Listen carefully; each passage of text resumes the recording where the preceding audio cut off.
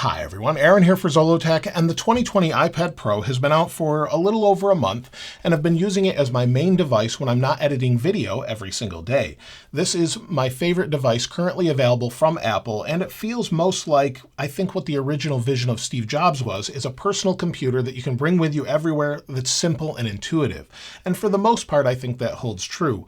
But I've been using it every single day, and I wanted to help you decide if you should pick one of these up or stick with maybe a 2018 iPad Pro, or maybe wait for the next one, or upgrade if you've never had an iPad Pro. And so in using this every single day, it's super fast and fluid. It's got that ProMotion display like you'd expect, so it's 120 Hertz, super fast and smooth. It handles multitasking no problem, and it has the A12Z processor in it, and that's something that was a little controversial at the beginning, but it's something that other CPU manufacturers do all of the time. So basically it's an A12 CPU that also has an additional GPU core unlocked, or an extra small CPU or processor on the graphics chip.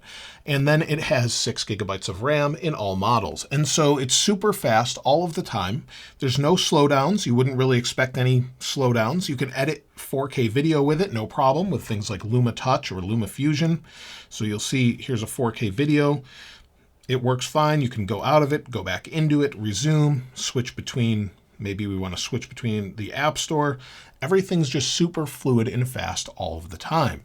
And so that A12Z processor, I don't know that I notice a difference over the 2018 iPad Pro, but it's super nice to use. Now, I do use this all the time, like I said, for things like watching YouTube, checking email, following up on things. I use it as my main computing device, and the battery life has actually been pretty good. So we'll wait for it to load here, and it gets the expected 10 hours of battery life. So you'll see as I go back here, I use it for an hour to 4 hours every single day, depending on which day I'm using it. And you'll see this day I used it for 42% of the battery, using it for FaceTime. And I don't charge it every day either. I don't really have to think about it because I'm using it for a couple hours, and then I don't have to charge it. I plug it in when I do, and it's good to go. And that's probably the best thing. It's got great battery life, no problems there whatsoever. And I find it to be very durable as well. I know some people have concerns about it bending and flexing, and while if I do push on it a little bit, you can flex it, but for the most part, it's very rigid, especially if you use a case with it. And using it with the Magic Keyboard does use a little bit more battery, but not so much that I have noticed any difference at all. And so, of course, you've got the functionality of the Magic Trackpad, and I've talked about this in my review of the Magic Keyboard, and with that paired with this 2020 iPad Pro, it's something I can highly recommend. It's a fantastic experience. Now, other than the battery life, you've got the cameras, and the cameras are all new and are very nice, but it's not something that I personally would normally use. In fact, I would use my iPhone camera. If you have a newer iPhone, it makes more sense to use the camera on the iPhone than it does the iPad. But maybe you're planning a video, or you're planning something else, or maybe you're just trying to see how something works in a room. This camera is fantastic because it's a huge display. So with something behind it, you can see it very clearly because you've got this giant display. It's super nice to use that way. And especially if you're using things like AR, maybe an AR game, or maybe you're using it to place furniture in a room, it's perfect for that. And Apple's new LiDAR sensor on the back helps it sense depth even more. So what LiDAR does is it sends out light, or laser, and then measures the time that it returns from bouncing off that object back to the iPad. And you can see here what it looks like. And by doing that, it actually has more accurate depth sensing capability.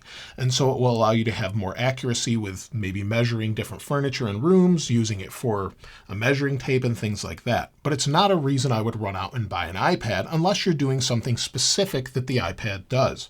So, or you need it for maybe a business and to show customers, things like that. It makes a lot of sense. But with all of those new features and things, this feels more like a 2018 and a half or 2019 iPad Pro. It's a very minor upgrade. And in using this with the Magic Keyboard since it came out, and the Smart Keyboard, it's a great experience. But if you have a 2018 iPad Pro, I wouldn't run out and get one because honestly, I haven't noticed a single difference when using it. I haven't noticed any differences in battery life, and it feels exactly the same. The display feels the same, the battery life feels the same, and in fact, all of the accessories work as well. So while you do have a larger opening on the back here, so on the back of this Magic Keyboard, you can see through it. It's a little bit larger opening.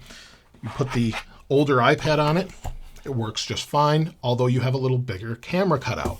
So it's just a little bit odd looking, but it works fine. So if you want to use it with the new Magic Keyboard, it works instantly, just like you would expect, no problems. And if you have the 2018 iPad Pro, you're really not going to notice a difference upgrading to the 2020 iPad Pro. Now that said, this is a fantastic iPad, and I would highly recommend it if you don't have an iPad Pro. So maybe you have a 2018 iPad and you're looking for something a little bit bigger, 12.9 inches like this, or maybe the 11 inch, and you just want a little bit bigger iPad, then yes, I would highly recommend you pick one up. The display is great, everything is really great about it, and the speakers are phenomenal. So if you haven't used one of these, I think you'd love the experience.